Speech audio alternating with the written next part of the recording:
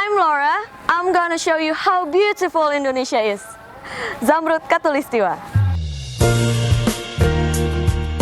Pulau Bungin, sebuah pulau kecil yang eksotis terletak di Kecamatan Alas, Kabupaten Sumbawa Besar, Provinsi Nusa Tenggara Barat, adalah pulau yang sangat istimewa. Penduduk Pulau Bungin berasal dari suku Bajo, Sulawesi Selatan. Keistimewaan pulau ini ada pada sejarah terbentuknya dan keberadaan penduduk yang mendiami Pulau Bungin. Secara turun-temurun, masyarakat Pulau Bungin menyimpan cerita tentang asal-muasal keberadaan leluhur mereka di pulau ini. Kata Bungin sendiri berasal dari bubungin, yang bermakna gundukan pasir putih di tengah samudra. Dalam cerita itu terselip sifat keberanian, kesetiaan, dan kearifan dalam menghadapi permasalahan hidup, yang secara turun-temurun tetap mereka pertahankan hingga sekarang.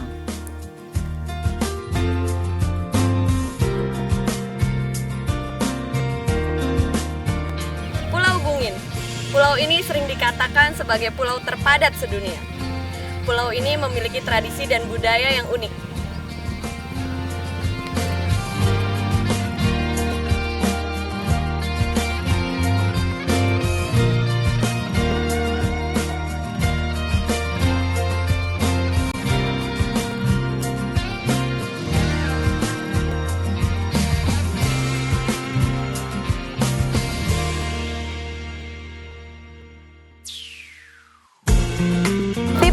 Di Pulau Bungin ini adalah rumah panggung yang tingginya kurang lebih 1,5 meter sampai 2 meter dan dibuat dari pondasi karang-karang mati.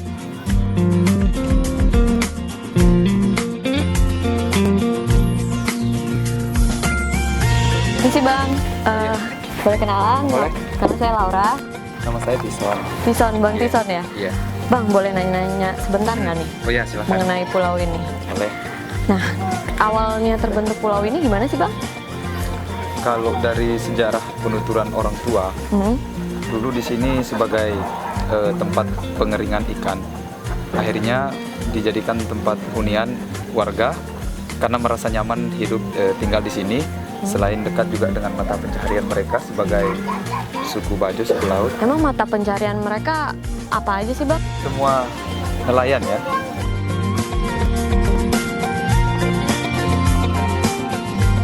Kenapa sih jenis rumah di Pulau Bungin ini rumah panggung? Ya, kita masyarakat Pulau Bungin membangun rumah panggung itu karena kita juga punya aktivitas seperti memperbaiki perahu, seperti mengeringkan, atau kita mengecat perahu. Jadi kegiatan seperti itu kita lakukan di bawah kolong rumah. Maka warga di sini rata-rata membangun rumah panggung. Gitu.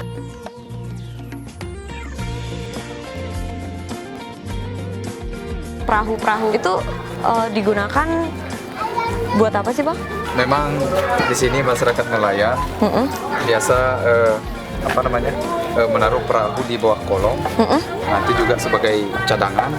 Oh, cadangan. Iya, dan yang lainnya juga biasa ada di laut. Nah, jadi kalau lagi yang satunya dicet, maka yang satunya diturunkan.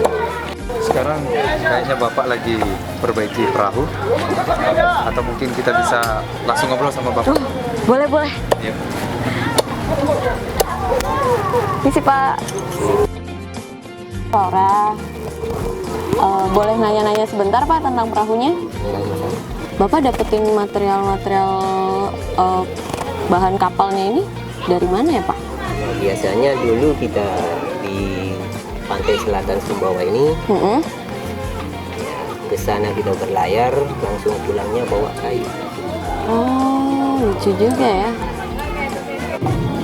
Oke deh Pak, silakan lanjutkan pekerjaannya. Terima kasih atas informasinya.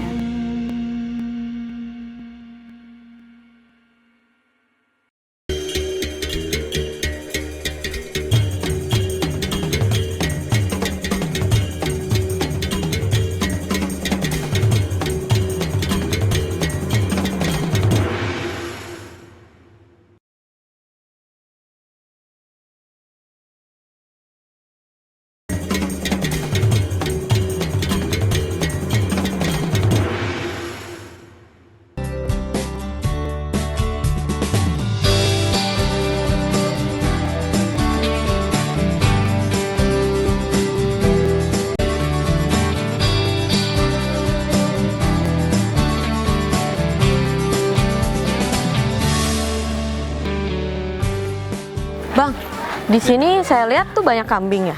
Tapi kok nggak ada rumputnya? Emang mereka makan apa? Ya memang di sini banyak kambing. Banyak juga warga kita yang pelihara kambing di sini. Dan kambingnya di sini biasa makan kertas, sisa-sisa makanan. Tapi mereka umumnya biasa makan kertas. Makan kertas? Iya, percaya nggak? Baru kali ini sih saya tahu ada kambing makan kertas. Unik juga ya. Iya. Kambing-kambing di Pulau Bungin ini makanannya adalah kertas. Nah, sekarang saya akan coba nih membuktikan. Ih. Ini kayaknya galak gitu. Wih, wih. Coba lagi.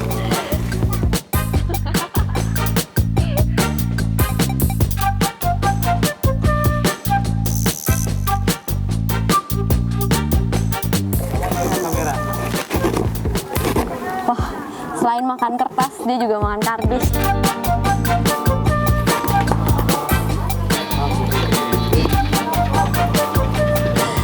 That's why I call beautiful Indonesia.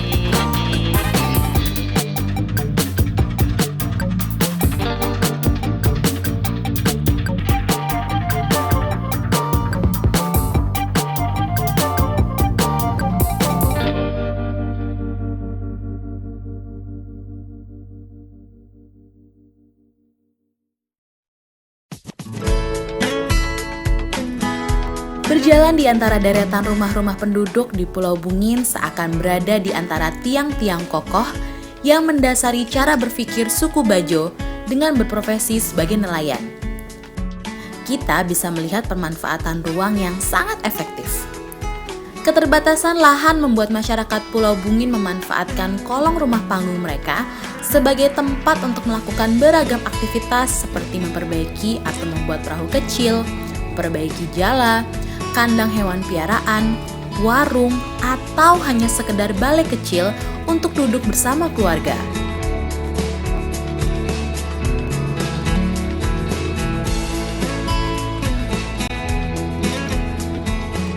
Wah, padat sekali ya. Dari sini saya bisa melihat kepadatan rumah-rumah penduduk Pulau Bungin. Ngomong-ngomong, di sini kira-kira jumlah penduduknya berapa ya, Bang?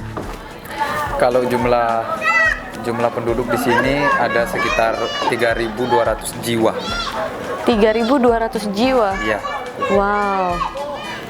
Kalau di sini terbagi nggak sih wilayahnya? Kayak berapa RT, RW atau Iya. terbagi apa?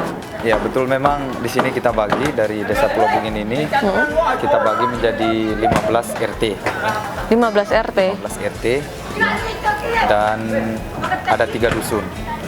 Jadi setiap satu dusun ada 5 RT. Oh, jadi satu dusun ada 5 RT. Ya, Berarti kalau 3 dusun 15 ya? 15 RT. Hukum adat tentang perkawinan masyarakat Bungin merupakan salah satu alasan bertambah luasnya pulau ini setiap tahunnya. Hukum adat yang masih ditaati sampai saat ini mengatur persyaratan agar pasangan yang akan menikah membangun rumah sendiri pada lokasi yang telah ditentukan. Pondasinya merupakan karang-karang mati yang ditumpuk di lahan seluas 6x12 meter. Tiang-tiang kayu yang menopang rumah panggung mereka dapatkan dari Pulau Panjang yang berada tidak jauh dari Pulau Bungin. Secara bergotong royong, masyarakat Bungin akan membantu pasangan muda yang akan menikah mendirikan rumah baru mereka. Pada tahun 2002, luas Pulau Bungin tercatat sekitar 6 hektar. Sementara pada akhir tahun 2012, luasnya berkembang menjadi lebih dari 8 hektar. Perluasan wilayah pemukiman penduduk Pulau Bungin mengarah ke bagian barat dan utara, menyisakan cerita tersendiri tentang kecintaan mereka terhadap pulau yang telah dihuni leluhur mereka sejak awal 1800-an. Oke Bang, terima kasih atas informasinya. Saya jadi sedikit tahu tentang Pulau Bungin ini. Ya. Sekarang waktunya saya berjalan-jalan sedikit di Pulau Bungin ini.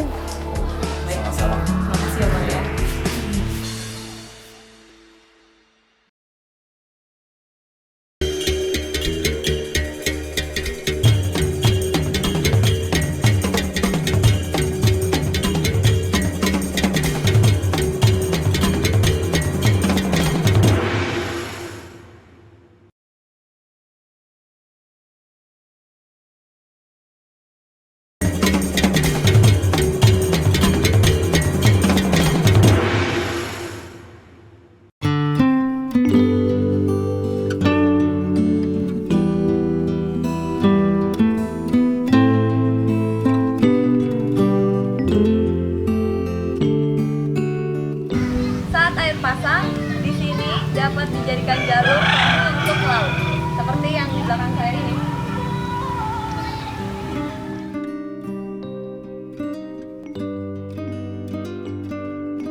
Penduduk Pulau Bungin saat menjaga tradisi mereka yang diwariskan secara turun-temurun.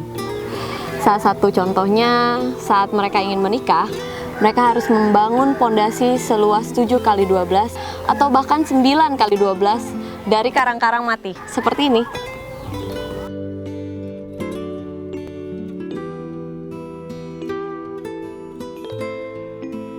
Karena sebagian besar masyarakat Pulau Bungin adalah nelayan, maka setiap rumah memiliki perahu. Kalian bisa lihat kan di sekeliling saya ini?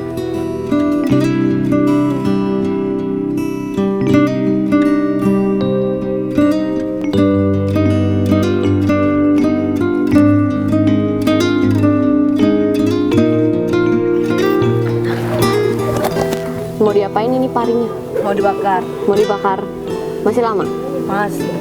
Ya. Itu ada barang. Belum ada barang. Wah, Jual ke pasar. mau jual ke pasar. Nanti subuh kita berangkat ke pasar. Oh, bawa yang Bawa matangnya. Yang matangnya. Kalau nggak dimasak sekarang bisa busuk ya, Bu?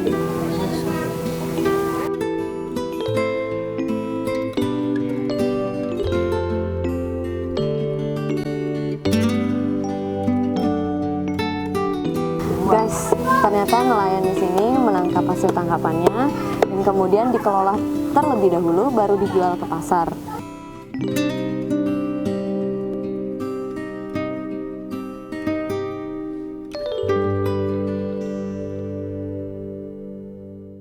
Deretan perahu nelayan di sisi timur hingga selatan Pulau Bungin yang tak mempunyai bibir pantai sangat berbeda dengan bagian barat dan utara yang tampak kosong dengan hamparan tanah berpasir pada saat air laut surut. Di lokasi ini, kita dapat melihat tumpukan batu-batu karang yang kelak menjadi pondasi rumah pasangan yang akan menikah. Pada saat air surut, masyarakat Pulau Bungin, terutama kaum wanita, memanfaatkan hamparan pantai untuk mencari kerang dan teripang. Kerang dan teripang yang mereka dapatkan biasanya dijual atau menjadi konsumsi keluarga, dan menu spesialnya dikenal dengan sambal koah. Saat air laut surut, penduduk Pulau Bungin memanfaatkan pantai untuk mencari kerang, teripang, ikan kecil, dan aktivitas lainnya. Nah, sekarang saya akan siap-siap untuk mencari kerang, guys.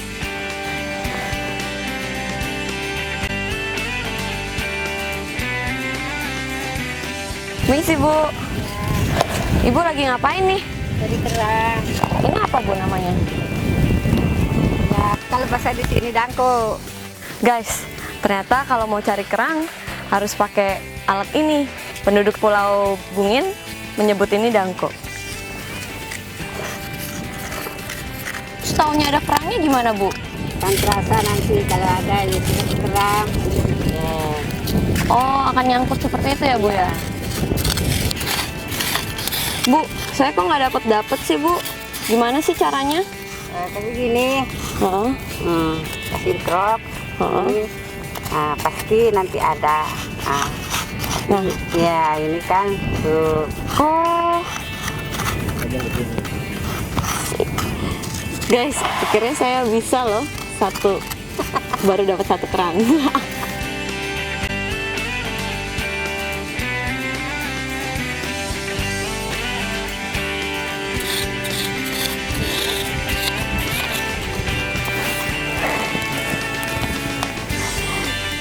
Bu, dapat satu lagi nih, gede lagi.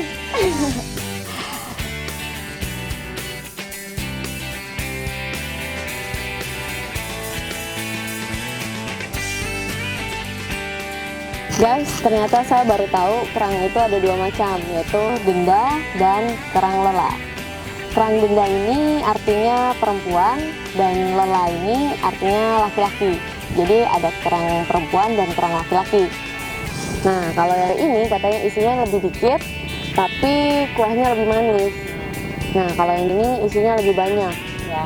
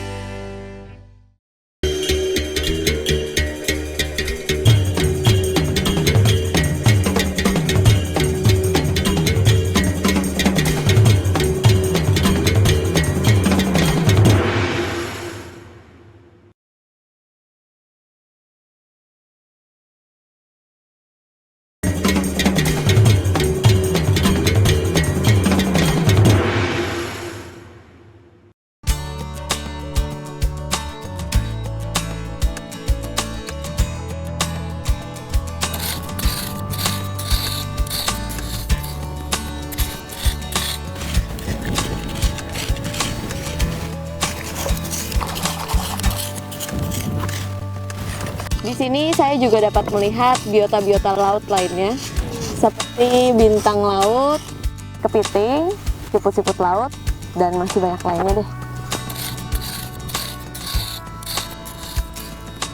Guys, karena air surut di pagi hari, maka penduduk Bungin sedikit yang mengambil kerang ataupun tripang. Namun jika air laut surut di sore hari, maka akan terlihat banyak sekali aktivitas penduduk Pulau Bungin. Seperti salah satunya mencari kerang, tripang, bahkan ada yang duduk-duduk saja di laut ini, atau bermain bola, dan aktivitas-aktivitas lainnya.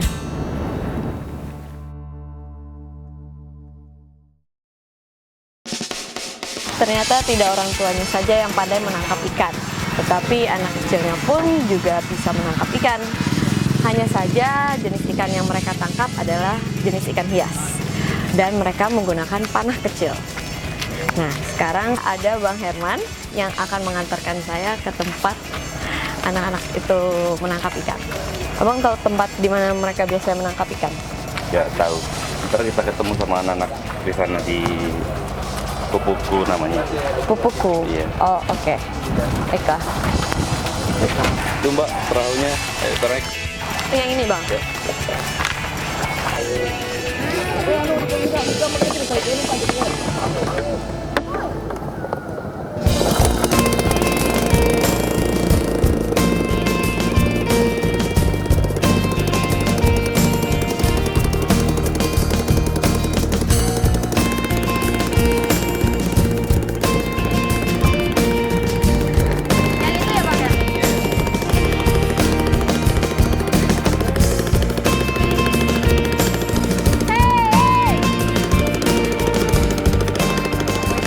Jadi kalau gitu, saya siap-siap dulu aja kali ya.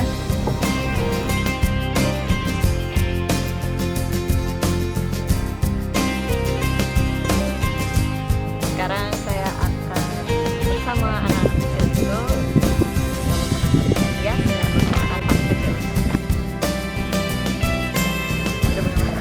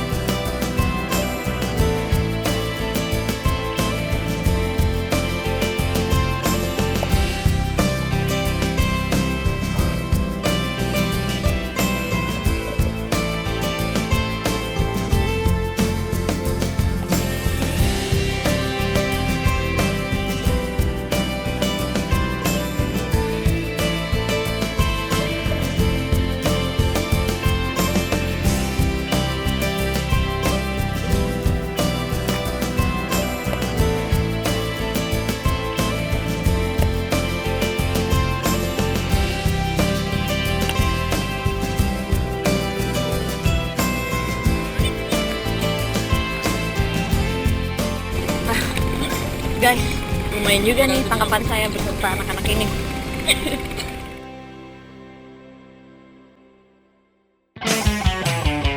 Perjalanan panjang dari Mataram menuju Pulau Bungin selama lebih dari 5 jam. Rasa lelah yang mendera seakan tak terasa saat menyaksikan secara langsung keunikan Pulau Bungin.